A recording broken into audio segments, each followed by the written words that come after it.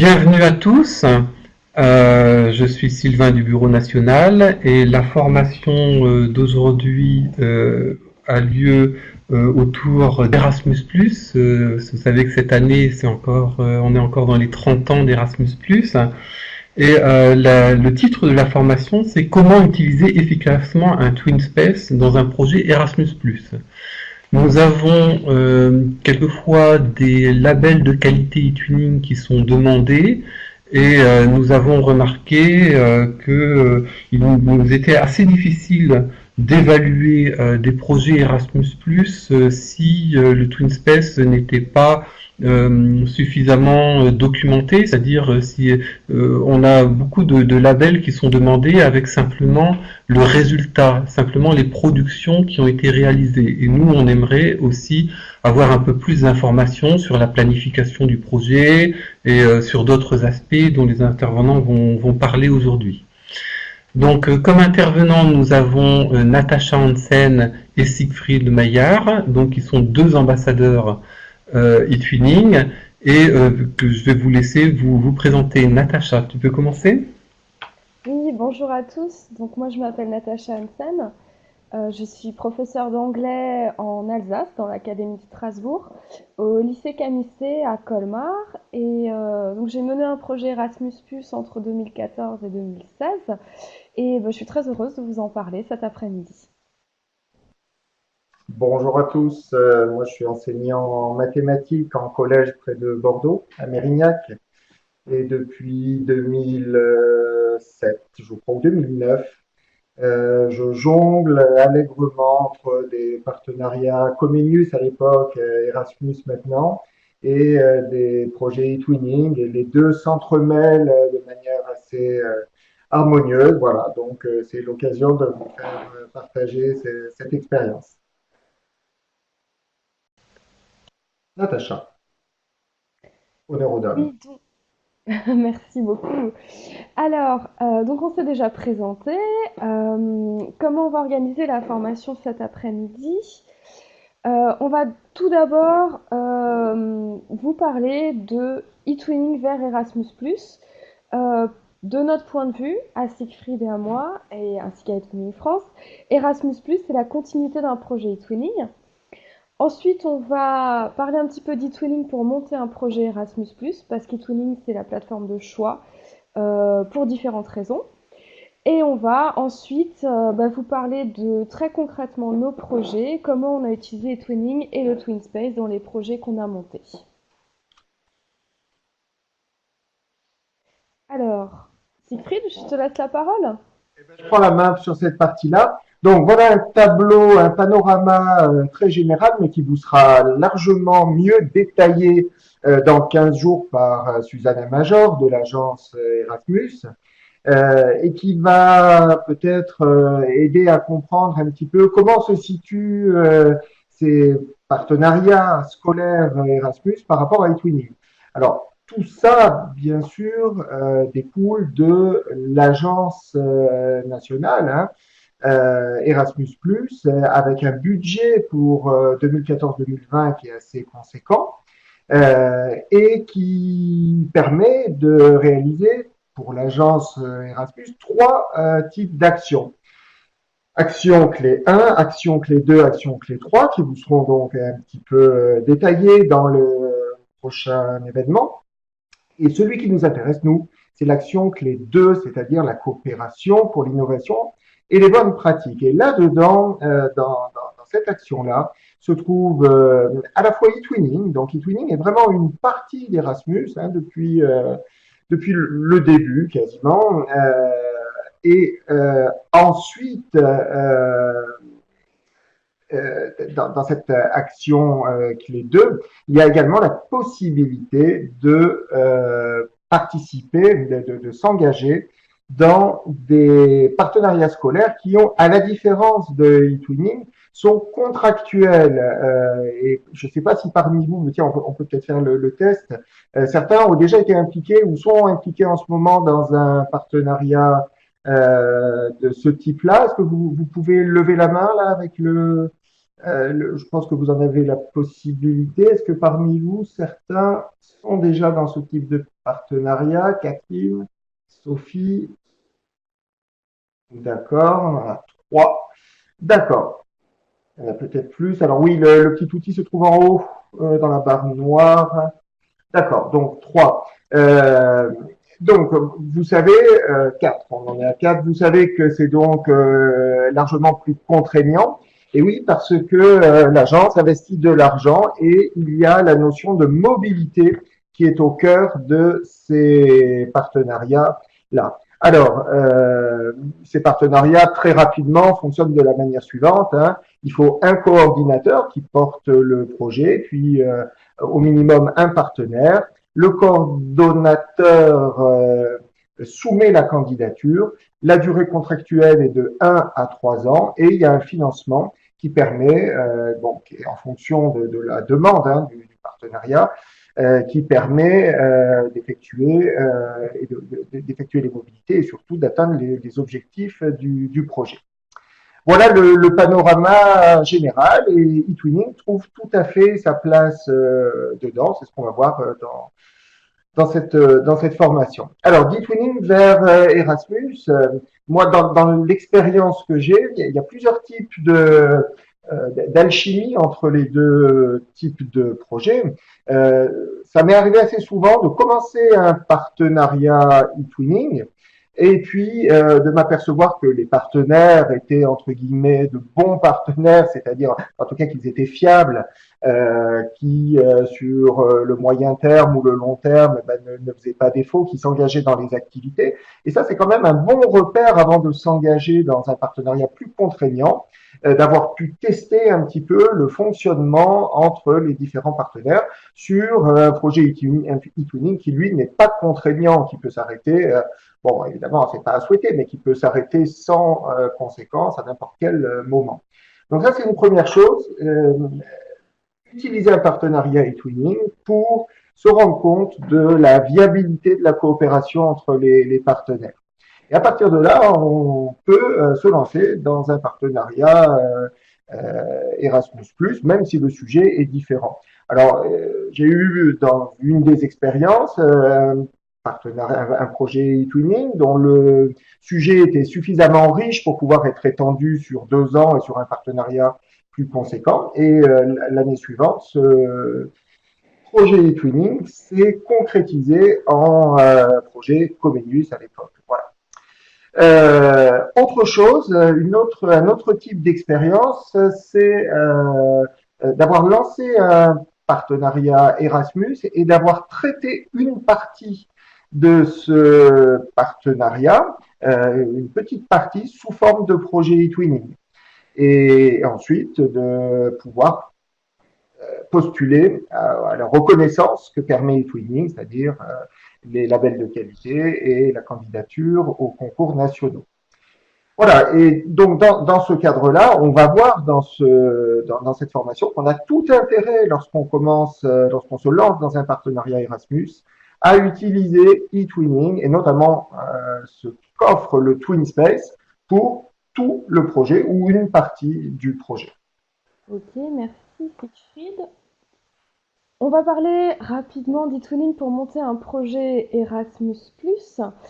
Avant de passer aux exemples concrets de l'utilisation du TwinSpace, ce qu'on a pu nous constater, c'est que eTwinning offre des outils facilitateurs pour monter le projet Erasmus+. Tout d'abord, facilitateur pour trouver des partenaires, parce que la plateforme eTwinning propose des forums de recherche dédiés au projet Erasmus+, alors que vous trouvez depuis l'espace eTwinning Live à travers l'onglet Forum partenaires. Dans ces forums, il y a d'abord la possibilité de proposer son projet, de proposer une idée de projet qui nous tient à cœur et de trouver des partenaires, ou alors d'explorer les différents forums afin de rejoindre un projet qui serait proposé par une autre école. L'idée, c'est vraiment de faire se rassembler en un seul et même endroit des gens qui seraient soucieux de la qualité d'un projet et qui auraient envie de monter un projet ensemble. Facilitateur, donc pourquoi? Parce qu'il n'y a pas à démultiplier les canaux de recherche, tout est concentré en un seul et même endroit. Alors, le deuxième outil qui est de notre point de vue intéressant à utiliser, qui est également disponible grâce à eTwinning Live et qu'évidemment on peut utiliser une fois les partenaires trouvés, c'est l'outil de visioconférence, mais qui est le même que celui qu'on est en train d'utiliser actuellement et qui va permettre de discuter directement avec les partenaires. Donc là, moi, je vous ai mis une photo d'une visioconférence que j'ai faite moi avec les partenaires du futur projet que je souhaite monter. Alors ça a plusieurs avantages, hein. C'est que ça accélère la communication parce qu'on se retrouve tous au même moment et on peut échanger en direct, mais ça permet aussi de tisser du lien avec des partenaires parce que vous allez peut-être monter un projet, comme Siegfried le disait précédemment, avec des partenaires avec lesquels vous avez déjà monté des projets e-twinning qui ont bien fonctionné, mais peut-être pas que. Ou alors, ça sera peut-être tous des partenaires avec qui vous avez mené des projets, mais qui ne se connaissent pas entre eux. Donc, ça permet aussi de créer une certaine synergie et un esprit d'équipe dès le début de la candidature. Alors, pour créer ces événements en visioconférence, encore une fois, ça se passe à partir de la plateforme eTwinning Live. Dans le bandeau du haut, vous avez l'onglet événements. Et il vous suffira de suivre la procédure indiquée pour créer votre événement live et d'y inviter vos partenaires.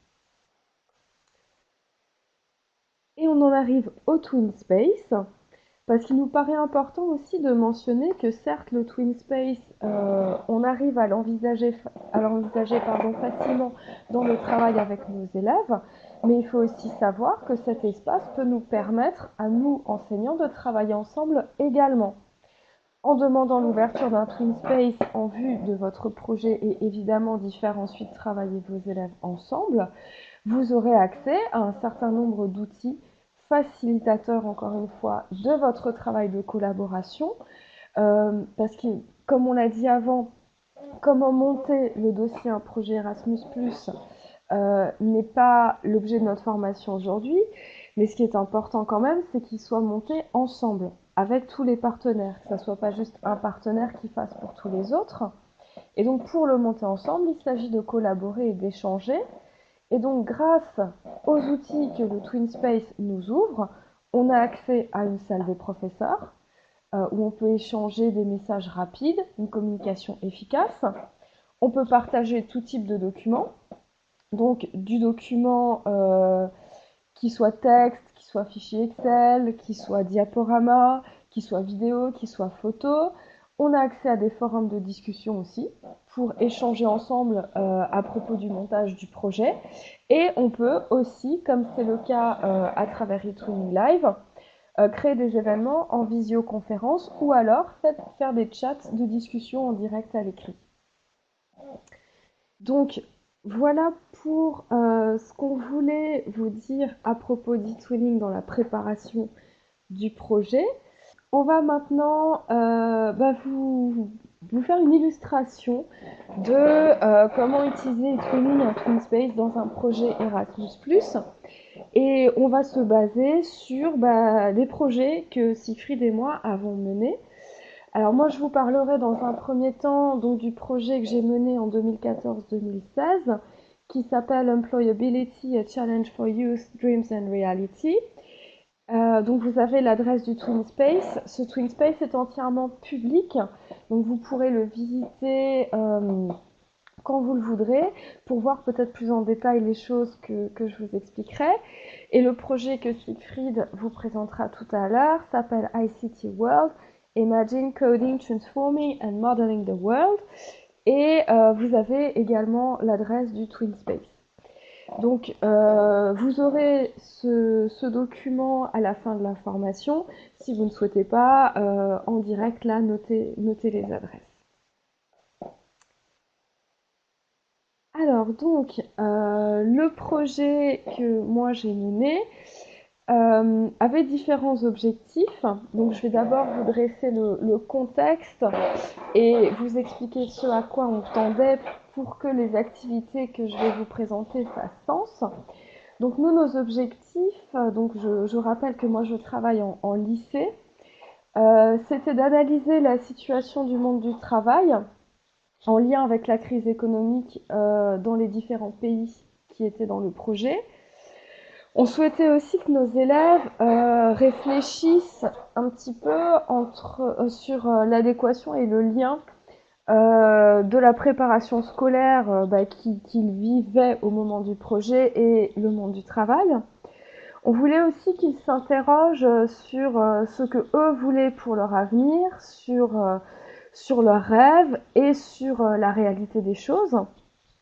On voulait aussi encourager le travail à l'orientation et on souhaitait leur montrer qu'ils savaient faire plein de choses, même si souvent ils en doutent, et développer la confiance que eux peuvent avoir dans ce qu'ils savent faire et dans leurs compétences qui leur serviront dans leur avenir.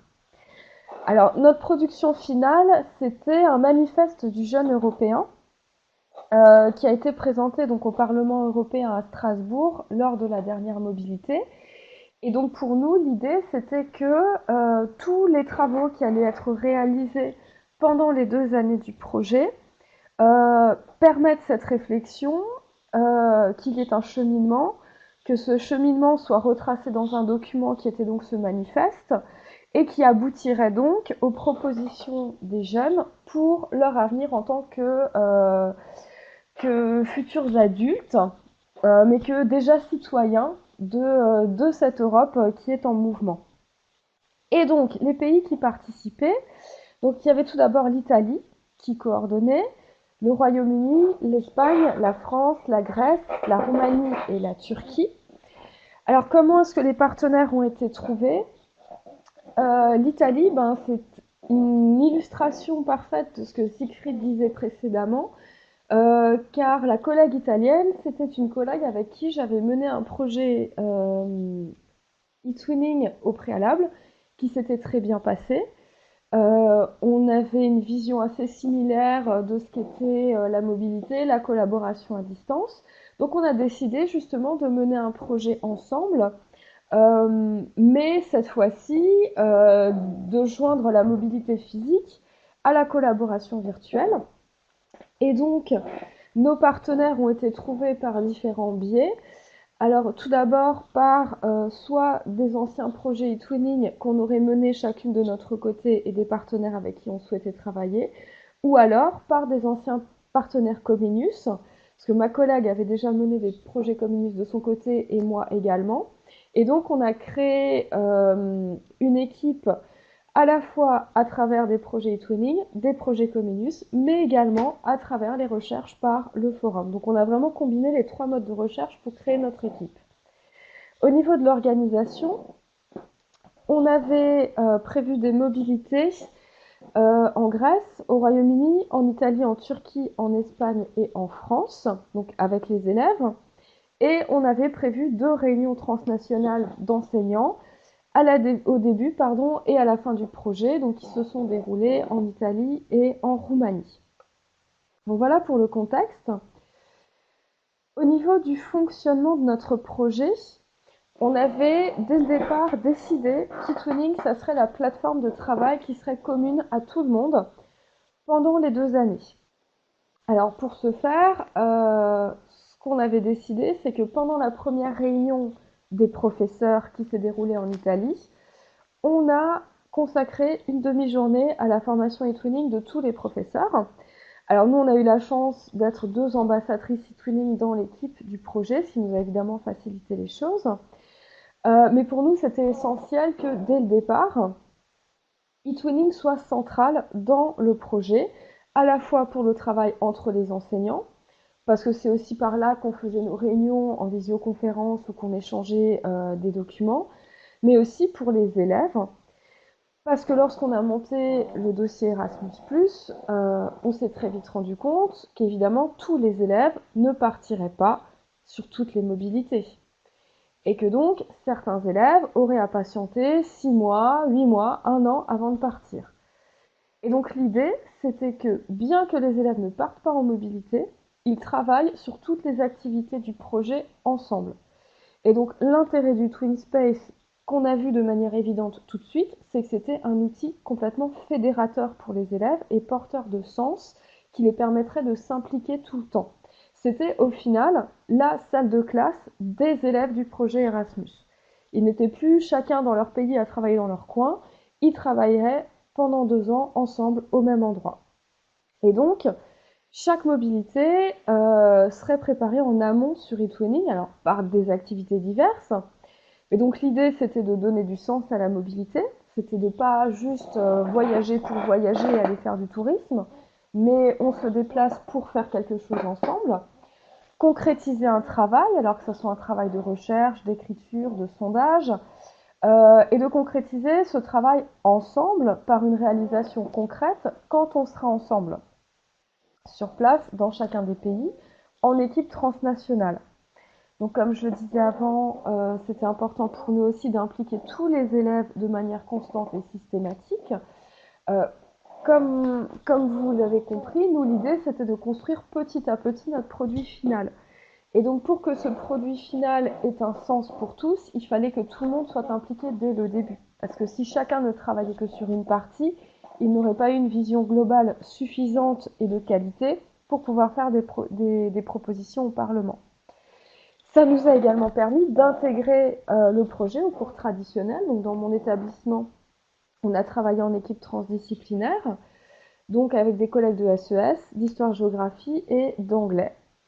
Et le Twin Space était utilisé par tous les collègues selon les activités qui se rapprochaient plus d'une discipline ou d'une autre. On n'a pas fait de différence et pour les élèves, le projet c'était ce Twin Space. Alors, s'il n'y a pas de questions, je continue. Alors, un des premiers avantages qu'on a vu dans l'utilisation du Twin Space, c'est que ça a tout d'abord permis aux élèves d'apprendre à se connaître. Donc on a démarré par une activité simple et classique, mais somme toute assez efficace, parce qu'on a créé d'abord un mur virtuel où chaque élève participant au projet dans chaque pays devait faire sa présentation personnelle. Et donc nos élèves, quand ils se sont connectés et qu'ils ont déjà vu 50, 60, 70 contributions de leurs pairs partout dans l'Europe, ils se sont rendus compte en fait de l'ampleur des choses. Et ils se sont rendus compte qu'ils allaient vraiment travailler en équipe et vraiment travailler ensemble. Ils ont ensuite dû répondre à des quiz qu'on a fait sur les présentations des partenaires des autres. Et ils ont ensuite eu la possibilité, à travers les mails du Twin Space, d'entrer en contact et de tisser des liens. Alors, ce qui était assez intéressant, c'est que, arrivé le moment de la première mobilité, nous, enseignants, on appréhendait un petit peu le fait d'avoir à faire un Tetris pour le placement des élèves dans les différentes familles. Sauf qu'on s'est rendu compte que la communication à travers le Twin Space avait été si efficace que les élèves avaient déjà choisi et fait des arrangements par eux-mêmes sur qui allait être hébergé par qui. Donc, un avantage également, développer l'autonomie des élèves et leur permettre de prendre un petit peu les choses en main et d'avoir un esprit d'initiative plus grand grâce à cet outil qu'est le Twin Space. L'idée, comme je vous le disais, c'est dans notre cas d'impliquer les élèves de manière constante. Donc, nous avions décidé qu'à chaque mobilité serait réalisée une partie donc, du manifeste que nous allions remettre au Parlement européen.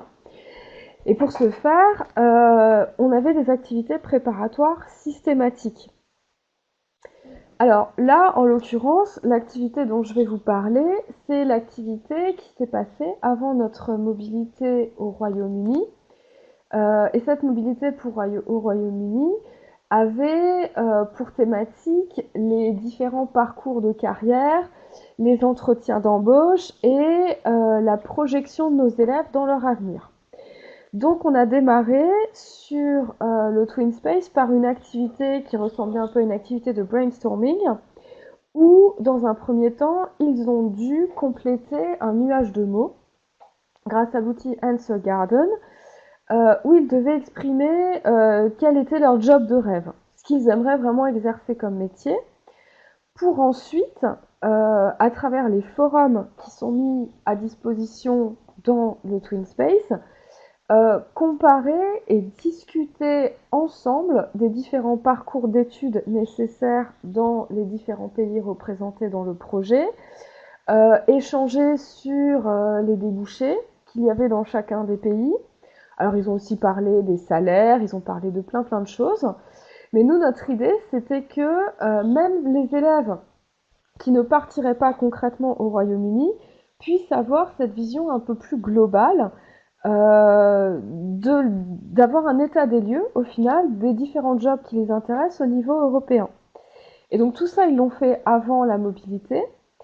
Pour les élèves qui sont partis au Royaume-Uni, sur place, ils ont pu faire des entretiens d'embauche fictifs, certes, mais des entretiens d'embauche avec des professionnels anglophones. Donc pour un petit peu voir quels étaient leurs points forts, leurs points faibles, et se retrouver dans des situations de communication un peu plus authentiques. Et grâce à l'équipe de professeurs du Royaume-Uni, dont faisait partie une professeure de psychologie, ils ont pu travailler à faire des vision boards, donc des projections en images de ce qu'ils voient pour leur avenir. Et donc il y a eu certaines techniques qui ont été mises en place par cette collègue, qui ont été réinvesties au retour de la mobilité par nos élèves, qui ont proposé ces activités-là aussi à leurs camarades restés en France. Donc voilà comment, à travers le Twin Space, on peut, alors c'est une des possibilités, il y en a d'autres évidemment, comment on peut faire en sorte que tous nos élèves se sentent impliqués dans un projet Erasmus, même si ils ne participent pas à la mobilité qui arrive, ou aux mobilités qui viennent et qui ne participeront par exemple qu'à la dernière. Alors, un exemple de ce qu'on peut faire aussi après la mobilité. Donc là, l'activité dont je vais vous parler portait essentiellement sur ce qui a été fait durant notre mobilité en Italie, qui avait pour thématique l'identité économique de chacune de nos régions. Donc, en amont de la mobilité, chaque école avait pour mission de préparer une vidéo qui serait tournée dans une entreprise locale. Alors nous, on est allé chez Wolf-Berger, Crémant et Vin d'Alsace, où on expliquerait l'importance de ce business pour notre économie locale et où on interrogerait, on ferait des interviews avec les personnes de l'entreprise, alors que ce soit des ouvriers, des dirigeants, des communicants, pour permettre aux élèves justement de comprendre un peu mieux comment fonctionne l'économie de leur propre pays. Et on a ensuite, pendant la mobilité à Pise, visionné ces vidéos ensemble. Donc on a échangé, on a créé des débats. Et ce qu'on a demandé aux élèves de faire, c'est de préparer des quiz sur les différentes vidéos qui ont évidemment été mises en ligne sur le Twin Space pour leurs camarades qui, eux, ne participaient pas physiquement à la mobilité et qui donc ont découvert toutes les vidéos ensuite. L'idée, c'était quand même qu'ils se fassent une opinion, encore une fois, de cette image globale de ces différents tissus économiques qu'on peut trouver dans nos pays.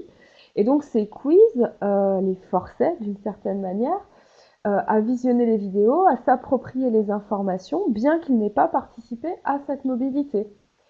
Ça nous a également permis à nous, enseignants, notamment aux enseignants d'histoire, aux enseignants de sciences économiques et sociales, d'exploiter les vidéos faites par les élèves des autres pays dans les cours.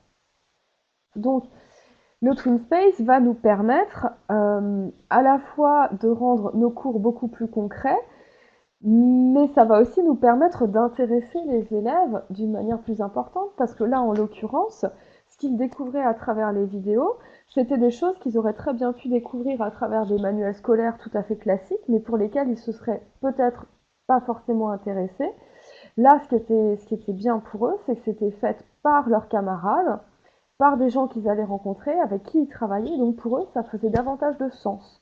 C'était beaucoup plus ancré dans le concret de la réalité de leur vie que si c'était passé tout simplement par des manuels scolaires. Donc être actif entre les mobilités et les préparer ensemble. Un autre exemple d'activité qui peut être menée à travers le Twin Space, on souhaitait réfléchir à l'impact de la crise économique pour évidemment tenir compte des conséquences qu'elle a pu avoir par rapport aux propositions qu'on ferait au Parlement européen. Et donc, en vue de la mobilité en Espagne, on souhaitait que nos élèves aillent sur le terrain et questionnent leurs proches, leurs familles sur l'impact que la crise a pu avoir. Alors il s'agissait donc d'abord pour nos élèves de créer un questionnaire, mais un questionnaire qui serait commun à tous les élèves du projet pour que les informations qu'on récolte soient les mêmes dans les 7 pays. Alors il s'est trouvé que nous avions, nous, dans l'équipe des professeurs en France, une enseignante de sciences économiques et sociales, ce qui n'était pas le cas dans les autres pays. Et les collègues des autres pays nous ont dit, nous, on ne se sent pas forcément les compétences pour discriminer les questions qui seraient proposées. Et donc là, le Twin Space a permis que notre enseignante de sciences économiques et sociales ne soit plus juste l'enseignante des élèves français, mais devienne l'enseignante de tous les élèves du projet. Tout simplement parce que dans chacun des pays, les élèves ont établi une liste de questions qu'ils proposaient à ma collègue, donc de sciences économiques et sociales, à travers les mails du Twin Space, afin qu'on puisse créer notre questionnaire ensemble. Donc elle a pu répondre aux élèves roumains par rapport aux questions qu'ils proposaient, leur expliquer quand la question était pertinente pourquoi, quand il fallait l'affiner pourquoi. Et donc, au-delà du fait de faire communiquer les élèves ensemble, collaborer, travailler ensemble, c'est aussi une salle de classe ouverte sur l'Europe en fait, que le Twin Space nous permet, parce que ça permet aussi l'interaction entre des profs d'un pays avec des élèves de tous les autres pays, en fonction des compétences de chacun. Évidemment, toutes les compétences des enseignants sont mises à travers ce Twin Space et à travers la porte ouverte que ça donne sur le projet. Ces compétences sont mises au service de tous les élèves. Et donc, le questionnaire, une fois établi, a été mené dans tous les pays par tous les élèves du projet, qu'ils partent en mobilité en Espagne ou pas. Donc ils ont tous été dans leur famille, dans leur entourage, ils ont posé les questions et ils rentraient les réponses au fur et à mesure grâce à un Google Doc, un Google Form qu'on avait inséré sur une page d'activité du Twin Space. Donc tous les résultats ont été collectés en amont de la mobilité en Espagne. Arrivé en Espagne, le collègue espagnol qui lui est enseignant en informatique avait organisé un workshop, donc un atelier pour les élèves, pendant lequel ils ont découvert les résultats des réponses, donc des questionnaires qui ont été menés dans tous les pays. Et pendant cet atelier, il leur a proposé de rédiger de manière collaborative, avec des outils en ligne, une partie de notre production finale, donc de notre manifeste, pour justement faire état de ce questionnaire et analyser les résultats de ce qui avait été trouvé au final par tous les élèves dans tous les pays. Et donc ensuite, il s'agissait, arrivé à la fin, donc là je ne vais pas vous détailler toutes les activités qui ont été faites dans le projet, sinon on aurait besoin de beaucoup de temps. Donc il y a eu d'autres activités que celles que je vous expliquais au préalable, mais là celle que je vais vous montrer, c'est la dernière activité qu'on a menée. Donc l'idée c'était, à partir de tout ce qu'on a fait pendant ces 2 années, à partir de tout ce qu'on a découvert, à partir de tout le cheminement qu'on a eu ensemble, faire nos propositions.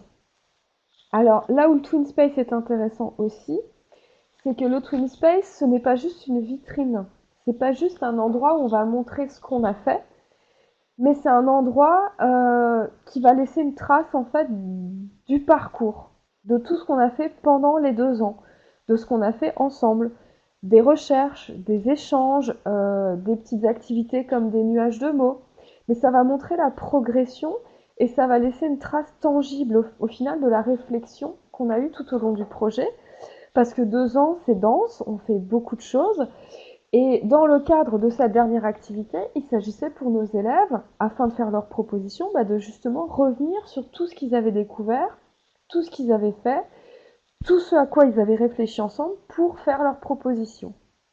Et donc on a proposé aux élèves un débat écrit en ligne, parce qu'on avait plus de 200 élèves quand même au final qui ont participé, donc c'était un peu compliqué de faire un débat en visioconférence.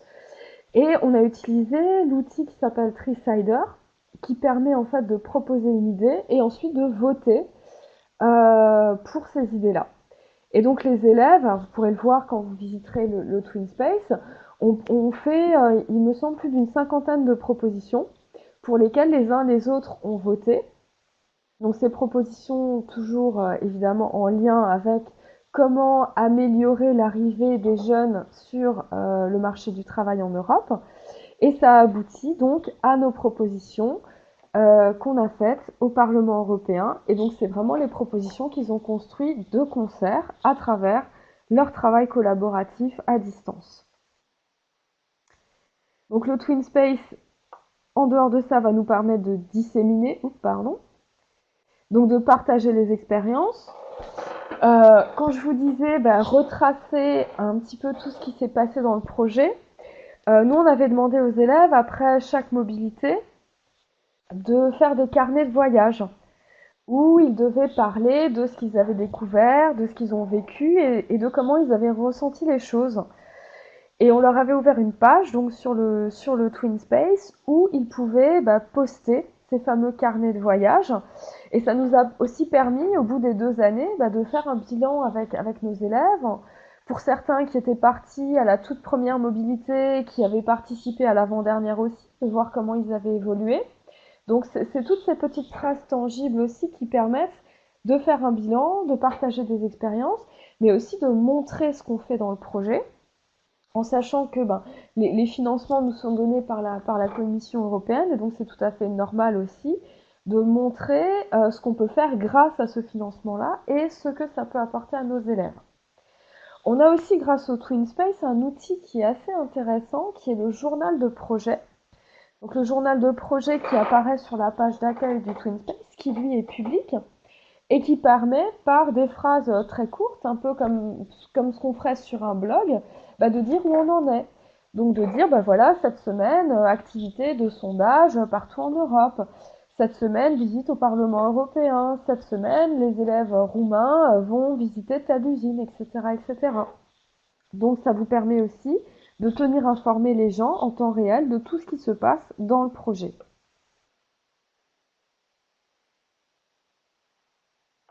Donc on partage l'impact. Partager l'impact, c'est aussi laisser la parole aux élèves sur ce que ce projet signifie pour eux.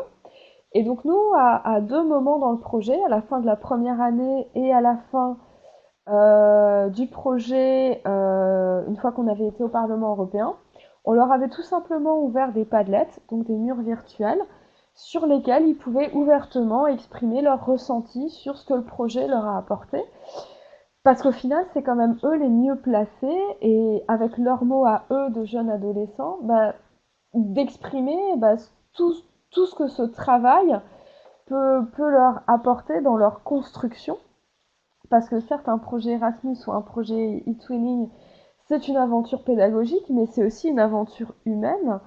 Et le fait de leur laisser la parole librement, mais qu'ils voient aussi l'impact que ça a sur les autres, ça peut les encourager aussi à se libérer à ce niveau-là et à plus réfléchir ensemble sur ce que ça veut dire d'être ensemble en Europe et de travailler ensemble.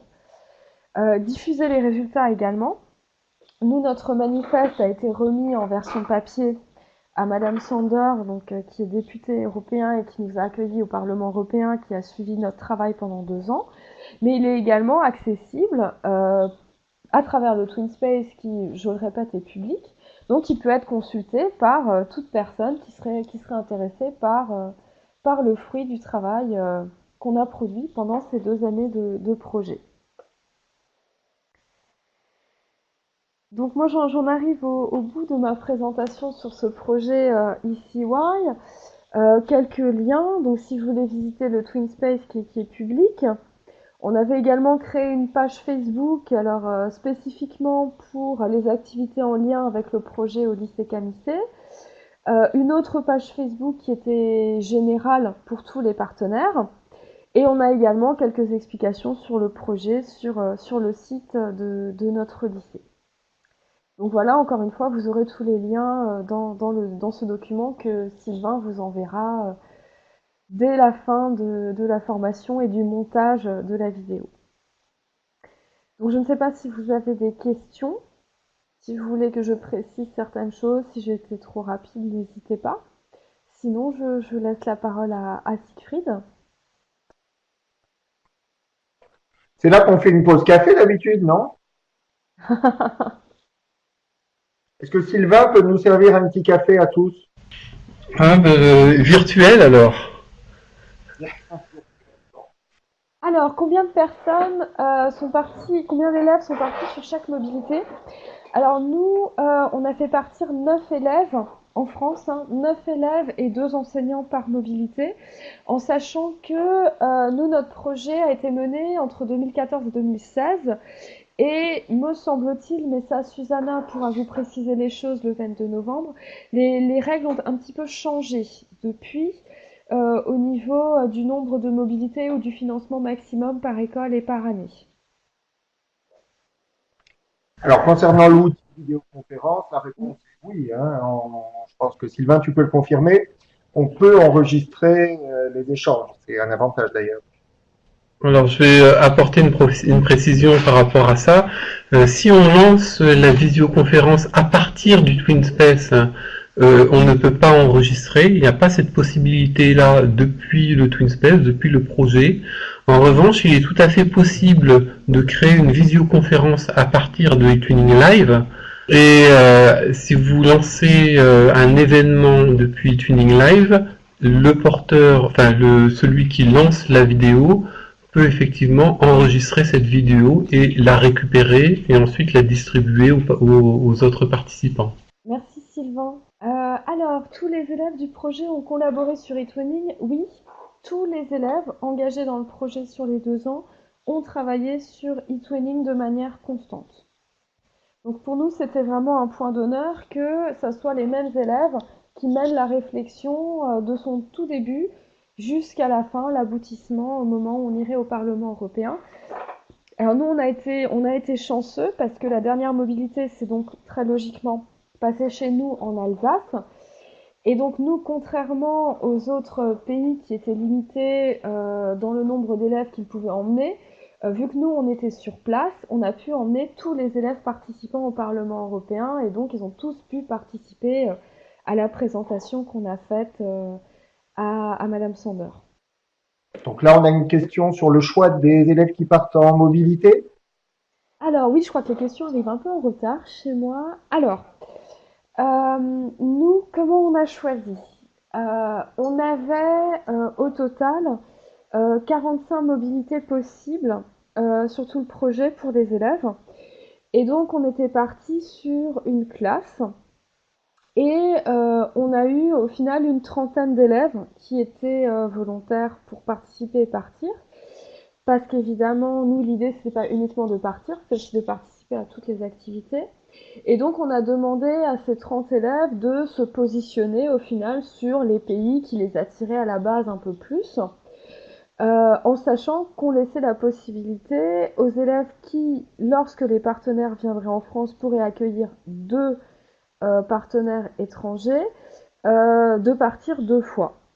Et donc, on a essayé au maximum de respecter les vœux de nos élèves par rapport aux destinations. Mais encore une fois, pour nous, les règles étaient un peu différentes que celles qui sont en vigueur actuellement, si je ne me trompe pas. Encore une fois, je ne veux pas trop m'avancer. Et donc, on n'avait pas à faire de sélection en termes de toi tu pars pas. La sélection se faisait plutôt en fonction des destinations où les élèves auraient aimé partir, quoi. Concernant le temps par mobilité, En général, on voyageait le dimanche pour pouvoir commencer le travail dès le lundi matin. Et le voyage retour se faisait le samedi suivant, donc on avait 5 jours sur place. Alors, je vais répondre à la question sur le Twin Space. On a déjà une formation sur l'utilisation du Twin Space qui a été faite. Donc, il y a déjà une formation qui a eu lieu sur ce sujet. Là, ce n'est pas le sujet d'aujourd'hui, c'est vraiment de faire le lien entre les projets Erasmus+, mobilité physique, et le lien vers vers eTwinning, eTwinning qui est un dispositif de mise en relation de mobilité virtuelle, on appelle ça comme ça, c'est-à-dire à distance. Oui, donc par rapport aux nouvelles règles en vigueur pour les projets Erasmus+, je vous invite vraiment très fortement à assister à la formation du 22 novembre, Sylvain, si je ne me trompe pas sur la date, où, comme il vous a été annoncé au départ, c'est Susanna Major, donc de l'agence de Bordeaux, qui pourra vous détailler très clairement comment ça fonctionnera à partir de 2018 et du nouvel appel à projet. Parce qu'il me semble que tous les ans, il y a quelques légères modifications qui sont faites. Très bien, merci. Donc s'il n'y a pas d'autres questions, je propose que Siegfried continue.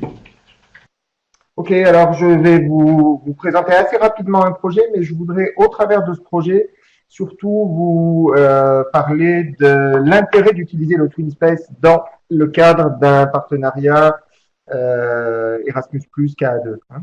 Alors le projet, très rapidement pour le présenter, il s'appelle ICT World. Il est en plein milieu de sa réalisation. Il se termine en 2019. C'est un projet sur 3 ans.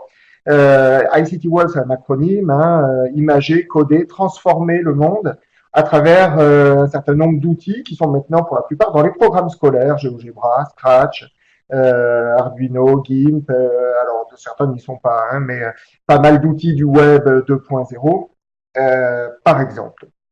Alors c'est un partenariat dans lequel nous sommes 6 partenaires, hein, la France, l'Espagne, la Lettonie, la Finlande et la République tchèque. Le coordonnateur du projet étant le collègue espagnol. Alors, je vois qu'il y a une question qui est arrivée de Isabelle. Peut-être que Natacha, tu veux y répondre si tu l'as reçue. Comment avez-vous organisé les mobilités dans les divers pays sur les 2 ans? Moi, ce que je vous propose, c'est que Siegfried, on te laisse finir ta présentation et qu'on réponde aux questions à la fin, si ça vous va. Ok, bon, je vais faire assez vite hein, pour qu'on ait le temps de discuter après. Alors, donc ce projet, comme dans tous les partenariats Comenius Erasmus là que j'ai menés, il y a un des objectifs qui est de développer les compétences sociales, interculturelles des élèves, des profs aussi d'ailleurs, hein, et d'augmenter la dimension européenne des établissements. Et puis là, particulièrement pour celui-là, c'était évidemment de développer des méthodes d'enseignement un peu innovantes dans le domaine des nouvelles technologies. Ça concerne les maths, ça concerne les cours de technologie chez nous. Voilà. Et puis, motiver également les élèves à l'utilisation des TIS. Bon, il n'y a pas besoin de les motiver beaucoup, hein, parce que quelque chose qui est dans lequel ils sont assez à l'aise, en tout cas sur les fonctions de base. Les productions, ben, là, contrairement au projet de Natacha, où il y avait vraiment une grosse production, là, nous, c'est plusieurs petites productions hein, qui sont variées et qui sont liées en fait aux différents outils qu'on aborde. Alors, une spécificité là dans notre projet, je crois que c'est un cas assez rare hein, dans les partenariats Erasmus+ pour des niveaux collège, c'est que en plus des mobilités courtes d'une semaine, dans chacun des pays partenaires, on a développé depuis d'ailleurs 3 ans maintenant des mobilités longues d'élèves de troisième, donc des élèves qui ont minimum 14 ans, et que l'on envoie au minimum 2 mois faire une partie de leur scolarité dans un des pays partenaires. Donc ça c'est super intéressant. C'est pas le sujet de la formation d'aujourd'hui, mais c'est quelque chose d'extrêmement positif auquel j'aurais pas cru avant de le commencer que cela puisse fonctionner. Mais ça fonctionne en fait très bien et on reçoit, nous également, des élèves de nos partenaires qui viennent passer on va dire entre 2 et 5 mois, hein, entre 2 et 5 mois. Donc, et c'est vraiment extrêmement riche. Très rapidement, le fonctionnement du projet, comme pour Natacha, eTwinning, on a décidé que ce serait la plateforme de travail commune tout au long des 3 ans. Ça, c'est la première chose. Deuxième chose, que eTwinning permettrait des réunions des enseignants grâce à l'outil vidéoconférence si nécessaire, et puis également des vidéoconférences entre élèves. Troisième chose, pour illustrer, pas illustrer, mais dans le cadre des mobilités courtes d'une semaine, on publie dans le TwinSpace, le programme de la mobilité, 2, les différentes activités que l'on programme. En général, sur chacune des mobilités, on a décidé qu'il y aurait 2 outils qui seraient travaillés. Donc, on met dans le TwinSpace tous les travaux préparatoires et les travaux ensuite des élèves qui se font toujours en groupes internationaux, c'est-à-dire des petits groupes mélangeant plusieurs nationalités d'élèves. Et enfin, et là c'est le plus difficile, c'est entre les mobilités courtes, faire en sorte que on puisse continuer à faire travailler les élèves à distance. Et donc on se sert de ce TwinSpace pour y récolter leurs travaux et puis leur donner également les instructions. Voilà. Alors, maintenant, on rentre dans le vif du sujet en se questionnant avec Susanna et Major donc de l'agence et Marie-Christine Clément Bonhomme là, de eTwinning, on se demandait comment un TwinSpace peut rendre service à un partenariat scolaire Erasmus. Et on a identifié 4 points qui, je pense, peuvent être ensuite repris par chacun d'entre vous qui monte un projet de coopération scolaire. C'est vous posez la question, est-ce que je me sers de cet outil pour planifier et suivre le projet? Il faut savoir que quand vous montez votre projet, vous remplissez un formulaire de candidature assez exigeant et qu'il apparaît maintenant depuis quelques années eTwinning dans ce formulaire de candidature. Donc on nous encourage vraiment à utiliser eTwinning pour tous ces aspects qui sont mentionnés sur cette diapositive. Et les évaluateurs des projets de partenariat Erasmus+, ont également au moins 3 critères dans lesquels sont mentionnés eTwinning. Vraiment, on a réellement intérêt à utiliser cet outil, ne serait-ce que pour un bon fonctionnement, une bonne évaluation de notre projet. Donc, 1, la planification du suivi de projet. 2, comment j'utilise eTwinning et en particulier eTwinSpace pour faire coopérer les élèves. À distance, ça c'est le plus difficile, et en présentiel, ça c'est plus facile. Mais également la coopération entre les enseignants, on en a vu plein d'exemples, notamment lors de la préparation du projet dans la présentation de Natacha tout à l'heure. Ensuite, voir comment cet outil permet l'implication des élèves et enfin, comment cet outil permet la diffusion du projet et sa durabilité, ce qui est aussi une notion qui doit être développée lorsqu'on remplit un formulaire de candidature. Voilà, alors je vais prendre rapidement ces 4 points et puis vous montrer dans le projet que je mène actuellement sur des exemples très simples, comment on essaye de tenir compte de ces 4 points. Alors, planification suivie du projet. Bon, outre la préparation du projet, qui, comme pour Natacha, s'est faite au travers du TwinSpace, eh bien, un des grands avantages du TwinSpace, c'est qu'il permet d'intégrer plein de petits outils du web 2.0, comme des documents Google Drive, des Calameo, enfin, bon, voilà, plein d'outils. Et notamment, ici, on le voit en bas à gauche, une frise chronologique du projet. Donc ça permet à tout le monde, à tous les partenaires, les élèves et les visiteurs qui sont invités dans le projet, de voir un petit peu comment se déroule le projet et où on en est par rapport à ce qui avait été prévu initialement. Bon, et puis, d'autre part, on y inclut, par exemple, les évaluations. Le projet est évalué en continu, notamment après chaque mobilité. Il y a une évaluation qui est faite auprès des enseignants, auprès des familles, auprès des élèves également, et les résultats sont publiés dans ces rubriques-là. Voilà, donc il y a plein de façons d'utiliser le TwinSpace non pas seulement comme une vitrine, parce que, en fait, je crois que c'est ça qui est reproché le plus souvent. Enfin, c'est pas vraiment reproché, mais c'est que on utilise le TwinSpace simplement comme la vitrine du projet, c'est-à-dire qu'on n'y met que les productions. Et le TwinSpace peut être beaucoup plus intéressant qu'une simple vitrine.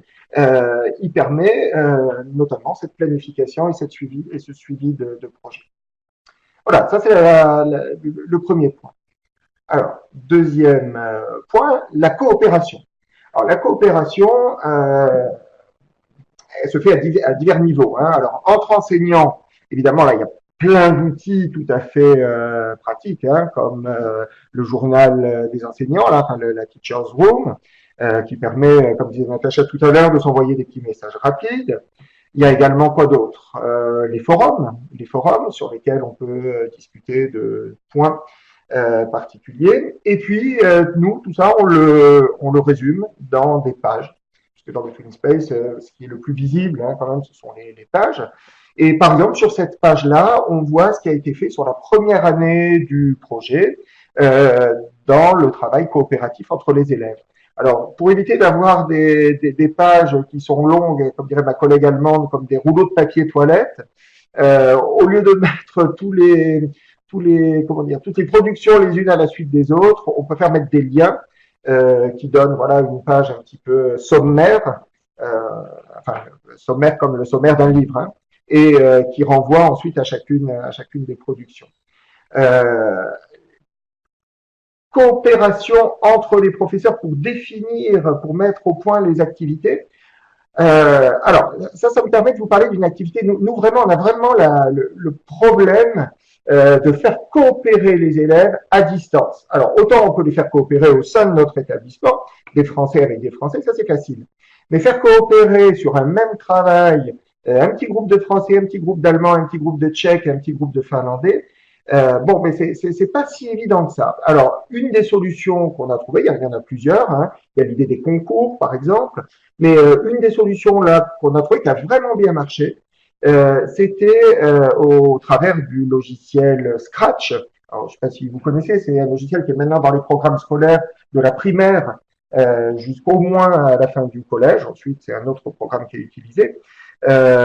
Qui sert à faire du codage. Donc, et donc l'idée, c'était qu'un groupe, ici en première, on va commencer par le groupe français. Je vais essayer de mettre une petite flèche là, voilà, ici.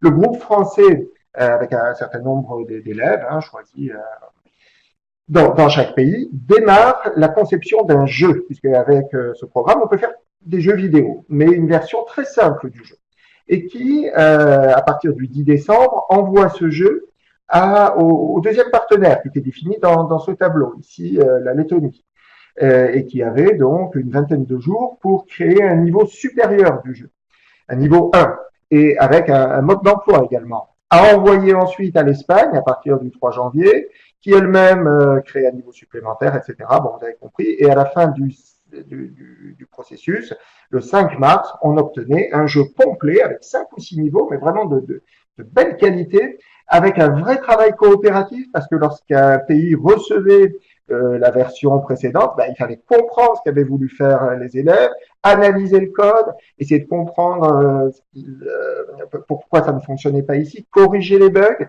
et ensuite inventer une version supérieure.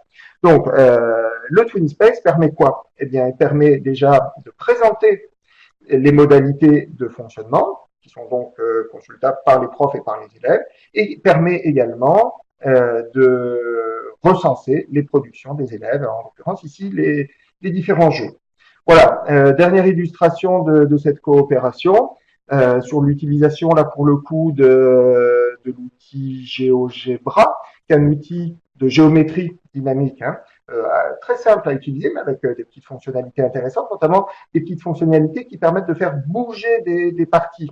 Et donc l'idée là, c'était qu'un pays envoyait, alors vous voyez l'illustration, elle est pour le pont Chaban-Delmas à Bordeaux, qui est un pont assez récent hein, pour nous et qui est un pont qui se lève pour laisser passer les bateaux. L'idée, c'était que chaque pays, voilà, donne quelque chose qui lui est propre, mais qui bouge.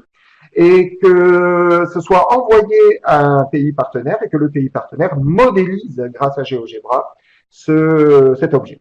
Voilà, donc là, je ne sais plus quel pays a représenté ce pont avec GeoGebra, et effectivement, quand on appuie sur la petite flèche, la partie tableau, là, enfin le tableau du pont, monte et descend.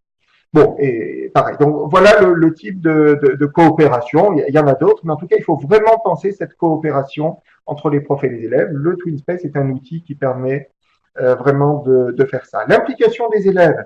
Bon, alors l'implication des élèves, elle est constante là. Hein, au travers du TwinSpace, ils peuvent se laisser des messages, ils peuvent chatter. Alors c'est vrai quand même.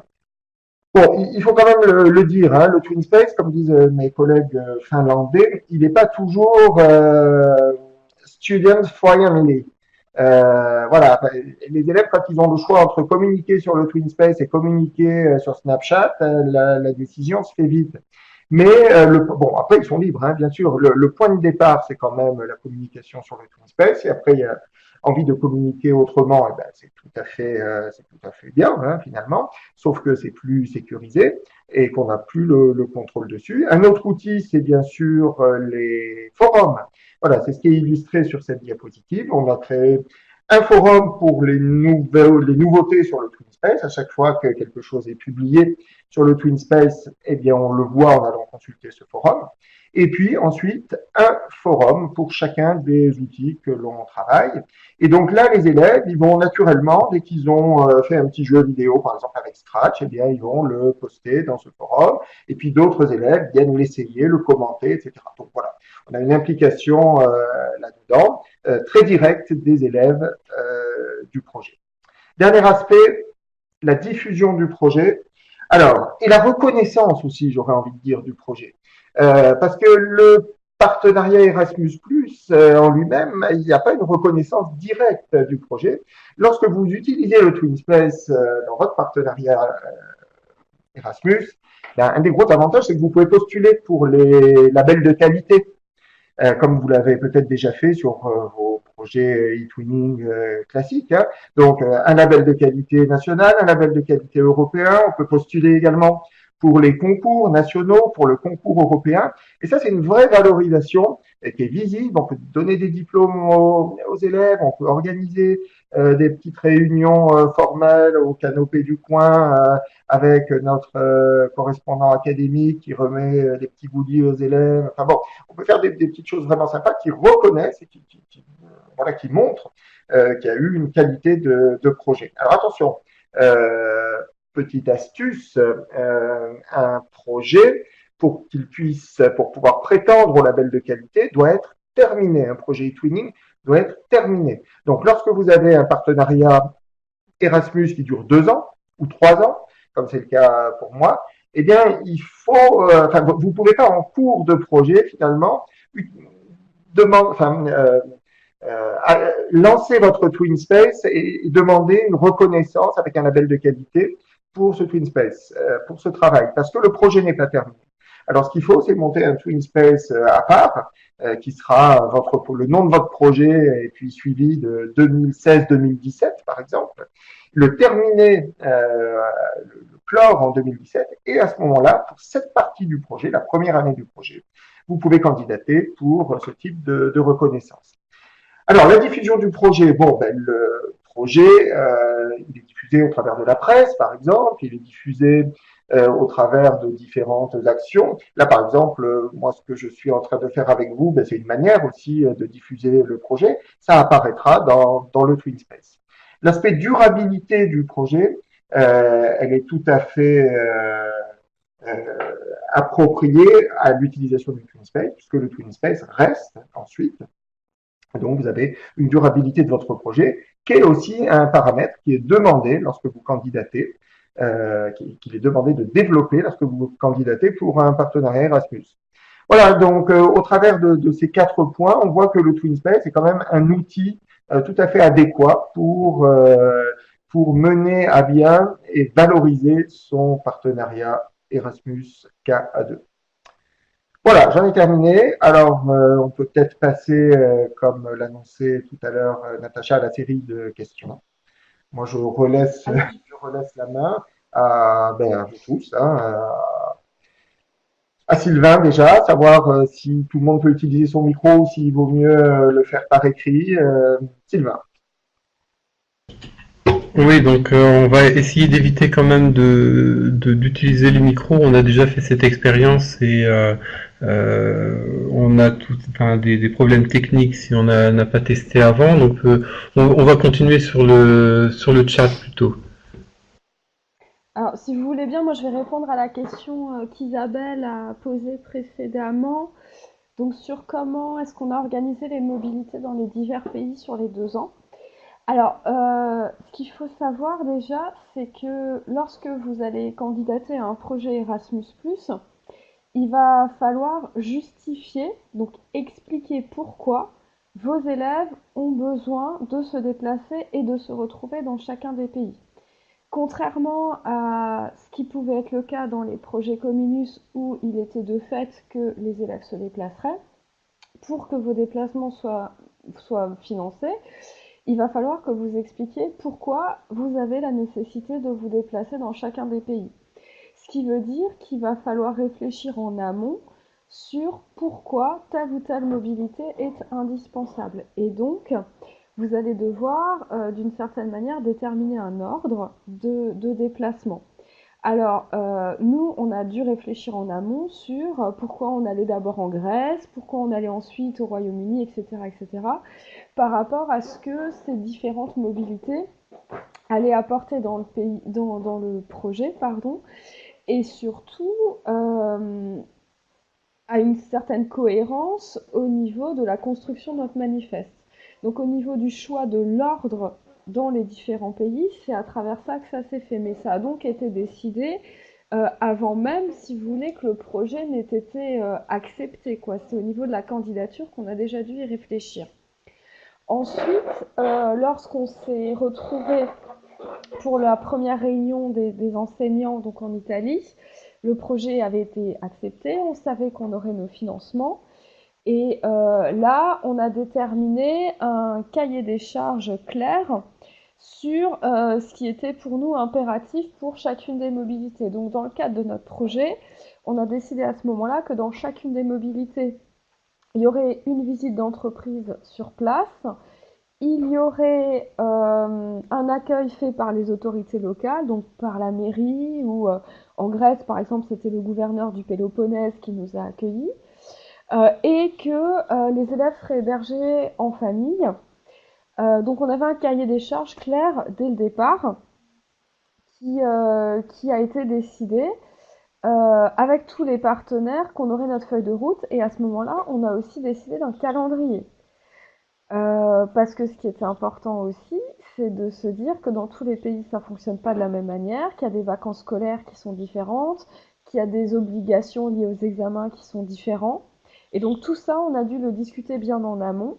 Et du coup, pour nous, c'était planifié sur les 2 ans. On avait un calendrier dès le départ. Alors, je ne sais pas si c'était dans ce sens-là qu'était orientée votre question, Isabelle, si j'y ai répondu ou pas, si vous pouvez me le dire par le chat ou alors préciser. Super, parfait. Donc, s'il y a d'autres questions, donc pour Sylvain, pour Siegfried ou pour moi, n'hésitez pas à les poser dans le chat. Comment avez-vous organisé la mobilité de 3 mois avec les troisièmes? D'accord, donc là je pense Isabelle que vous parlez des mobilités longues. Alors, mobilité longue, c'est déjà quelque chose qui est très cadré par l'agence Erasmus. Il y a un fascicule de 80 pages qui décrit tout, de A à Z, avec un certain nombre de contrats qui doivent être signés une fois qu'on a dit qui partait et où. Euh, c'est tellement bien précis qu'il y a un des formulaires qui s'appelle le contrat en cas de crise. Et la crise, ça va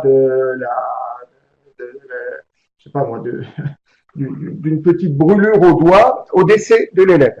Donc tout est, voilà, tout est, hein, oui, c'est un peu extrême, mais tout est envisagé. Donc voilà, première chose, c'est très cadré et on suit une procédure.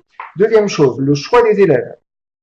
Alors, le choix des élèves, moi je pensais pas qu'au niveau troisième, des parents de gamins de 14 ans laisseraient partir leur enfant, 3 mois ou 5 mois même, on a eu dans un pays étranger. La première réunion d'information, bon, on a fait une publication sur le site du collège, on a donné un papier aux familles. On avait 20 familles.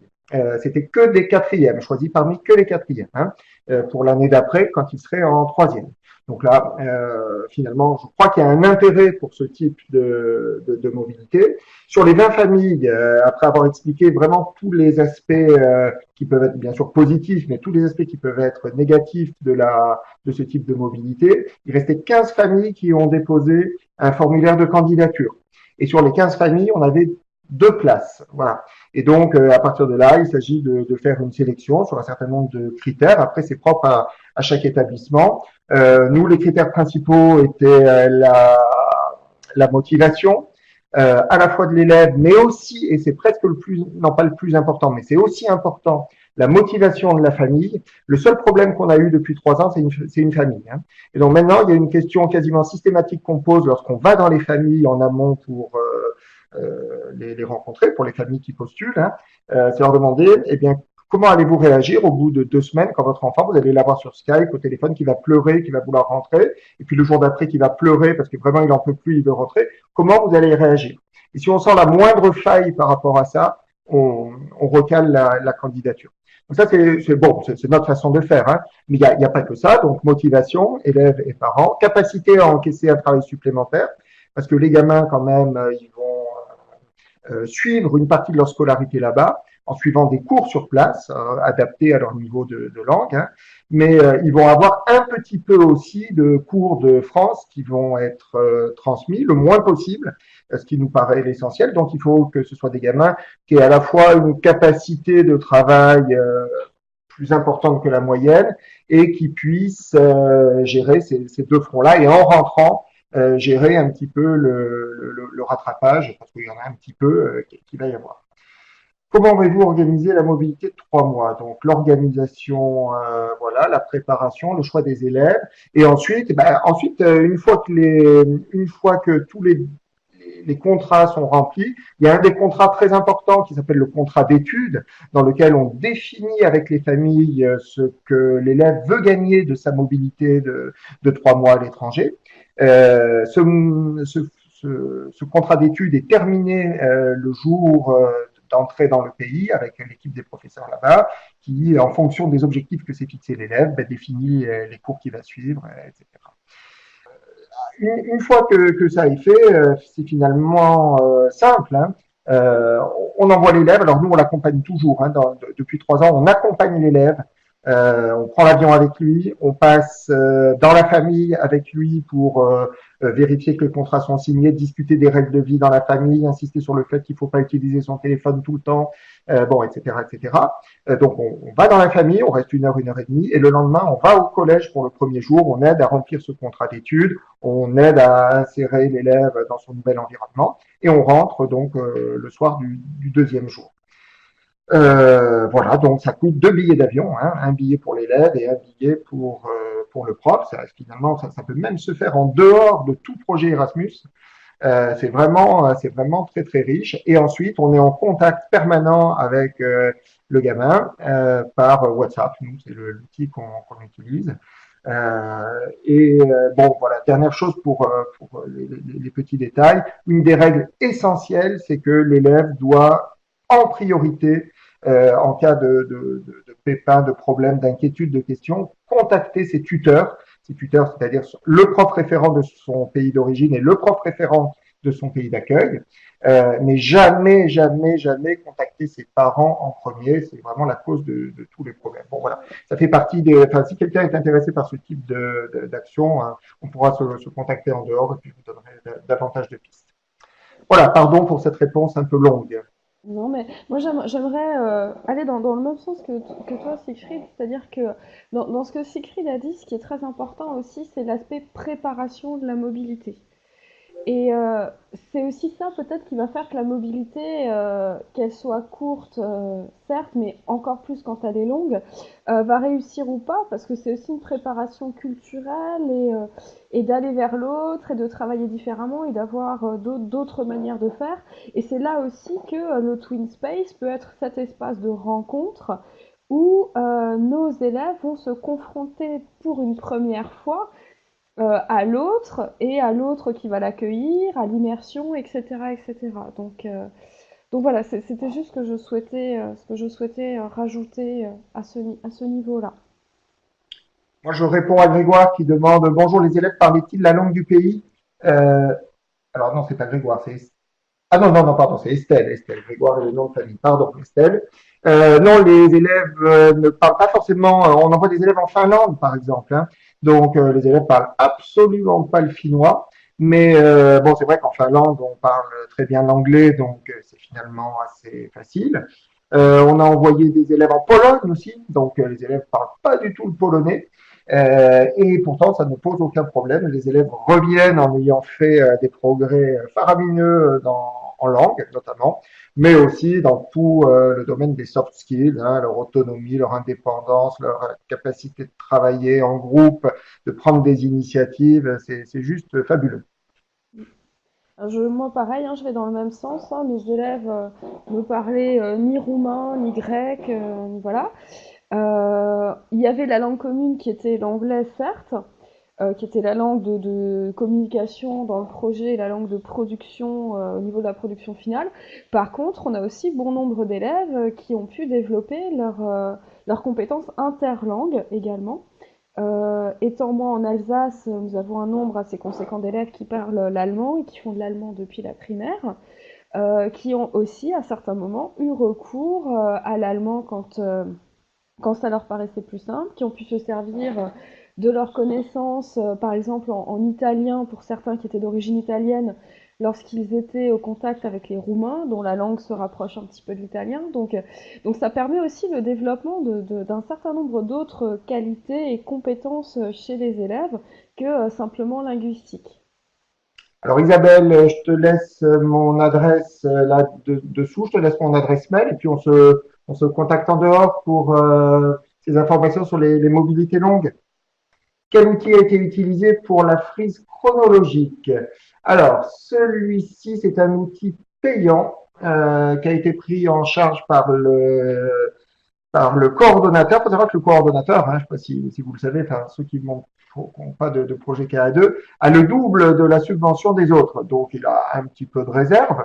Et donc, il a été fait avec, il est très chouette d'ailleurs, il a été fait Time Toast. Voilà, je vais vous l'écrire là. Time Toast. Voilà. Donc là, je pense qu'on le voit ici. Peut-être agrandir. Ok, donc je vois que Sylvain propose aussi l'outil Timeline JS que je ne connaissais pas, mais merci.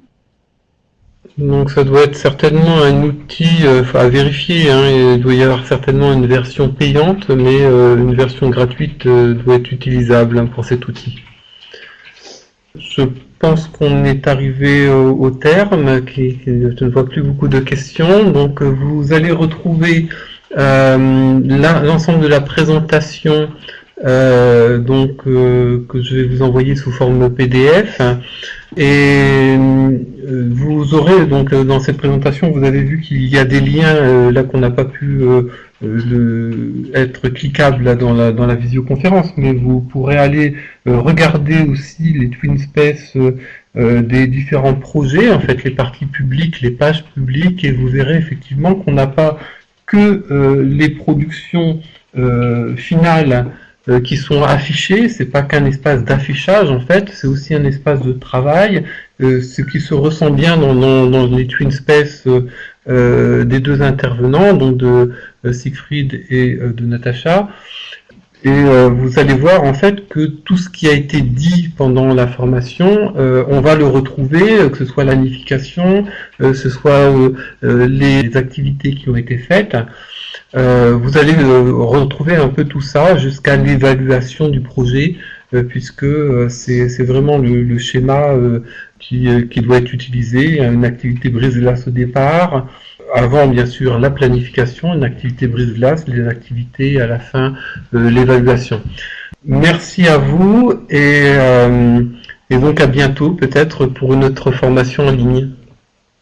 Ok, merci Sylvain, merci à tous et bonne fin de journée.